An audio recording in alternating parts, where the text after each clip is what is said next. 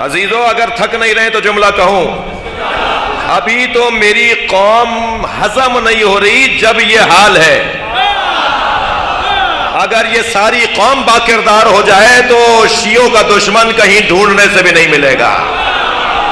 صلوات پڑھیں محمد و آل محمد پر.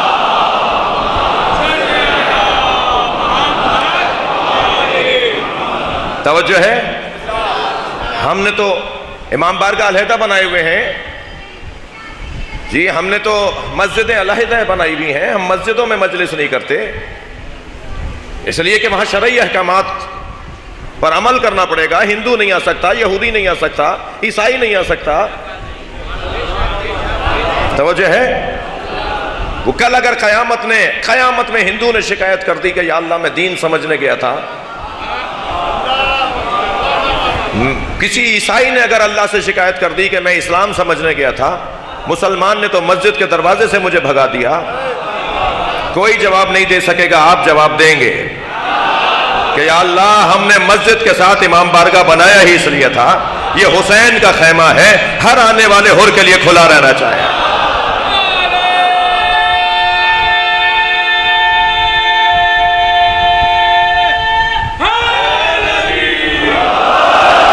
عزیزان گرامی، وسعت قلبی، سینہ بڑا کیجئے، دل بڑا کیجئے، ذہن کو وسیع کرنے کی ضرورت ہے.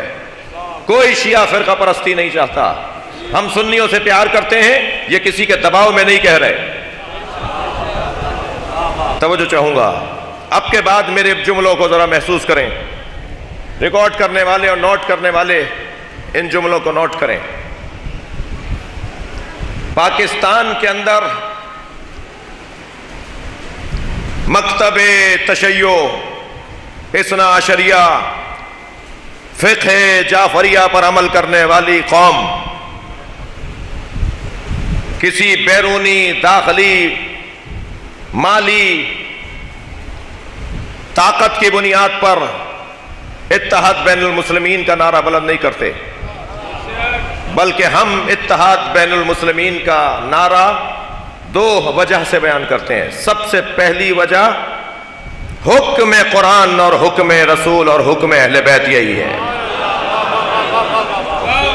ہم دینی فریضہ، ہم قومی فریضہ سمجھتے ہوئے اتحاد بین المسلمین کا نعرہ لگاتے ہیں، اور نعرہ ہی نہیں لگاتے، عمل کرتے ہیں. کسی کو آزمانا ہے تو آزما لے. میرا ایک سنی بھائی مجھ سے کہنے لگا کہ میں کربلا مشی کرنے گیا، مشی کے درمیان نیاز تبرکات تقسیم ہو رہے تھے، میرا دل کر رہا تھا کہ فلاں نیاز کھاؤں، فلاں چیز جو بٹ رہی ہے وہ لے لوں، مگر رش اتنا زیادہ تھا تو میں نے دور سے یہ آواز لگائی انا سنی، تو وہ بانٹنے والا سب کو چھوڑ کر میرے پاس آ گیا اور کہنے لگا پہلے انہیں کھلاؤ، یہ حسین کے دروازے پر کوئی سنی آیا ہے. آپ کربلا چلے جائیے، ہاتھ باندھ کے نماز پڑھیے، آپ کو کوئی مڑ کے بھی نہیں دیکھے گا. آپ مشہد چلے جائیے، آپ ہاتھ باندھ کے نماز پڑھیے، آپ کو کوئی نہیں مڑ کے دیکھے گا، بلکہ صرف اگر دیکھے گا بھی اور بات بھی کرے گا تو آپ کی خدمت کرنے کے لیے کہ اس کو کوئی پذیرائی کر دوں، اس کے ساتھ کوئی ہمدردی کا اظہار کر دوں. ہم باتوں کی حد تک اتحاد بین المسلمین کی بات نہیں کرتے. میرے بھائی بیٹھے ہوئے ہیں، شخصیات بیٹھی ہیں، بزرگان بیٹھے ہوئے ہیں، عمر رسیدہ لوگ بیٹھے ہیں. ہمارے گھروں میں 8 منٹ پہلے جب اذان سنتے تھے ہمارے گھر کی بڑی بوڑھیاں تو بچیوں سے کہتی تھیں دوپٹہ سر پہ رکھ لو، بڑے بھائیوں کی اذان ہو رہی ہے. تو ہمارے تو گھر سے اتحاد کا پیغام دیا جاتا ہے. تو ہمارے گھر کی عورتیں اپنی بچیوں کو سمجھاتی ہیں بڑے بھائی ہیں جی. لہذا اتحاد اہل سنت کے ساتھ، ہم قرآن، رسول اللہ کی حدیثیں، ائمہ کے فرامین کی روشنی میں اور فقہا کے فتاوی کی روشنی میں ہم اتحاد کے اوپر یقین رکھتے ہیں اور اس کا عملی ثبوت دیتے ہیں. مکے میں جاتے ہیں، ان کے پیچھے نماز پڑھتے ہیں. یہاں ایئرپورٹس کے اوپر یا کسی اجتماع کے اندر کوئی سنی عالم آگے کھڑا ہو تو ہم ان کے پیچھے نماز پڑھتے ہیں، ہاتھ کھول کے پڑھتے ہیں، سجدگاہ رکھ کے پڑھتے ہیں. ایک یہ سبب ہے کہ ہم اتحاد کے اوپر یقین رکھتے ہیں، عقیدہ رکھتے ہیں.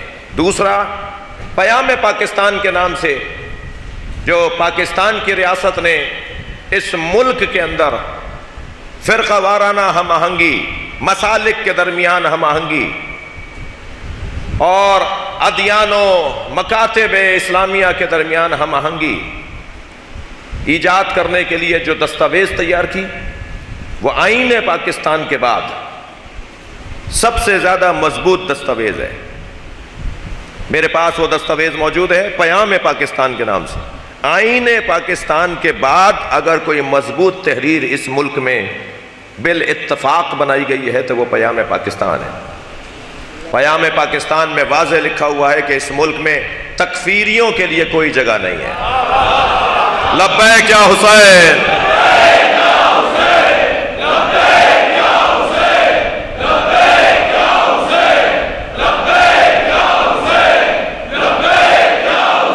بلندتر صلوات پڑھیں گے محمد و آل محمد۔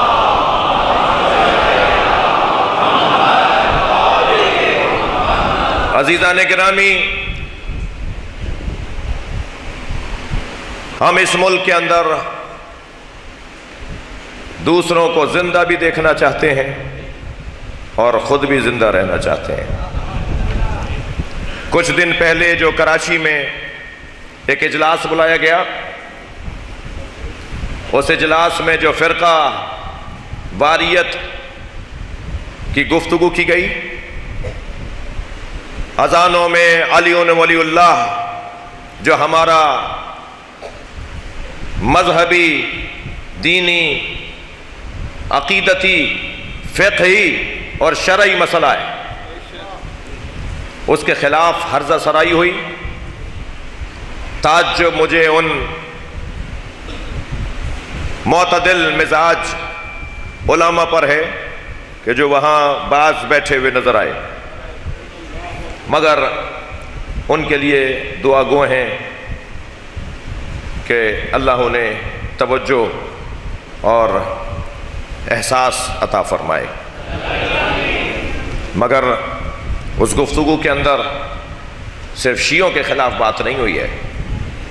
عید میلاد النبی کو فرقہ واریت کے لیے استعمال کرنے، فرقہ واریت پھیلانے کے لیے عید میلاد النبی کے جلوسوں اور جلسوں اور محفلوں کو فرقہ واریت پھیلانے کا ذریعہ بنانا، یہ اس اجلاس کا ایک ایجنڈا تھا۔ گفتگو کی گئی کہ ہم میلاد کے جلوسوں میں یہ کریں گے، تو یہ میلاد کے جلوس فرقہ واریت کے لیے اگر دھکیلے جا رہے ہیں فرقہ واریت کی طرف، تو ہماری اپیل ہے علماء اہل سنت سے اور عوام اہل سنت سے کہ جن لوگوں نے ماضی میں اس ملک میں کوئی اچھائی نہیں کی، اس ملک کے اندر کوئی خیر ان سے نہیں دیکھا گیا، ان لوگوں کو دوبارہ نہیں آزماؤ۔ میں ریاست پاکستان سے بھی اور حکومت پاکستان سے بھی مطالبہ کروں گا کہ یہ لب و لہجہ جو اس اجلاس کے اندر اپنایا گیا، یہ لب و لہجہ ضیاء الحق کے زمانے کا لب و لہجہ ہے۔ کیا آپ اس ملک کو دوبارہ اس ماحول کی طرف دھکیلنا چاہتے ہیں جس ماحول کے اثرات اور نقصانات آج تک ہم پاکستانی شہری برداشت کرتے آ رہے ہیں؟ نہیں عزیزان گرامی، بہت واضح طور پر مشوروں کے بعد، مشاورتوں کے بعد، مسلسل رابطوں کے بعد آپ کے سامنے یہ چند جملے کہہ رہا ہوں، اور وہ یہ کہ ہم اس ملک میں فرقہ واریت نہیں ہونے دیں گے۔ ہم اس ملک میں تکفیریت کو پنپنے نہیں دیں گے۔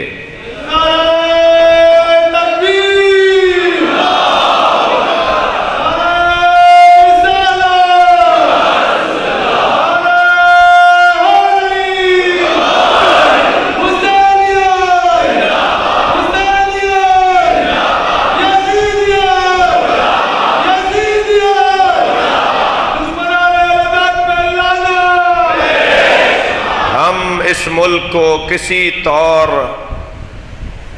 کمزور پڑنے نہیں دیں گے۔ تشریف لائیے گا۔ ہم اس ملک کو کسی طور بیرونی سازشی عناصر کے ہاتھوں میں نہیں دیں گے۔ ہم پاکستان کی فضا کو صحرائی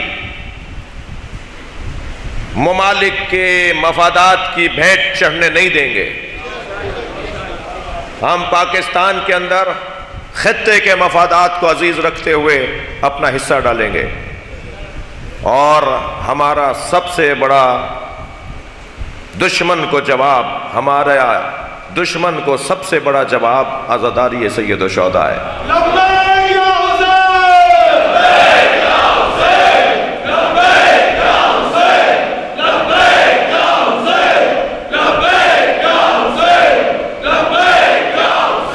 بلند تر صلوات پڑھیں گے۔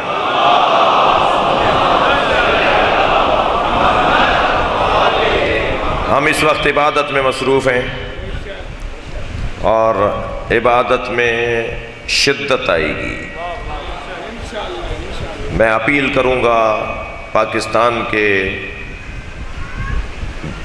شہریوں سے، عزاداروں سے، کہ آپ اگر دن میں 2 مجلسیں کرتے تھے تو آپ 4 کریں گے۔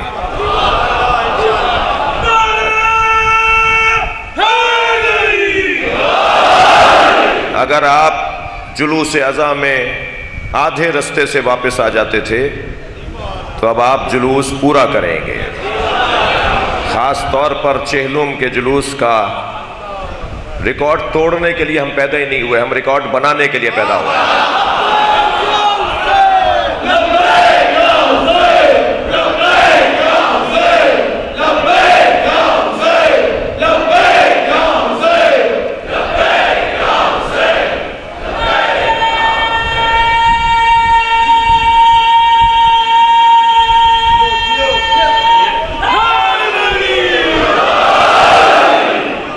میں نے بہت ضروری باتیں کہہ دی ہیں جو مجھ سے متعلق لاہور میں ہوا ہے، میں اس کے لیے آج بھی کچھ نہیں کہوں گا۔ انتظار کر رہا ہوں اس ملک میں اگر ملکی مفادات، مسلمانوں کے مفادات، سنی شیعہ کے مفادات کے لیے کوشش کرنے والوں کے ساتھ یہ ہوگا، تو پھر باقی کون ہے کہ جس کے ساتھ اس سے زیادہ کچھ ہو سکے گا؟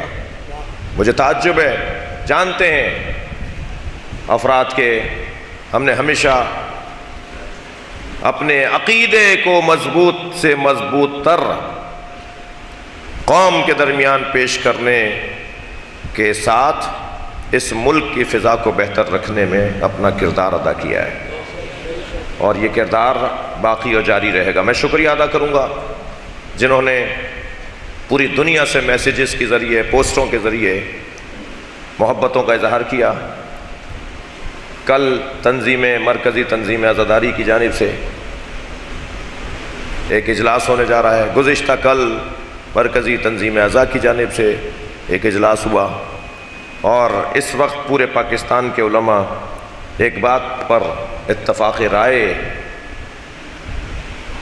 کرتے جا رہے ہیں، بڑھتا جا رہا ہے اتفاق رائے کہ ہم ایک ملکی سطح کی علماء کنونشن کی طرف جا رہے ہیں۔ پاکستان کے مقتدر اور بزرگ علماء کرام جمع ہوں گے، اور ہم اپنے عقیدے کا اظہار بھی کریں گے، اور پاکستان کی سالمیت کی اپنی جانب سے ضمانت بھی دیں گے۔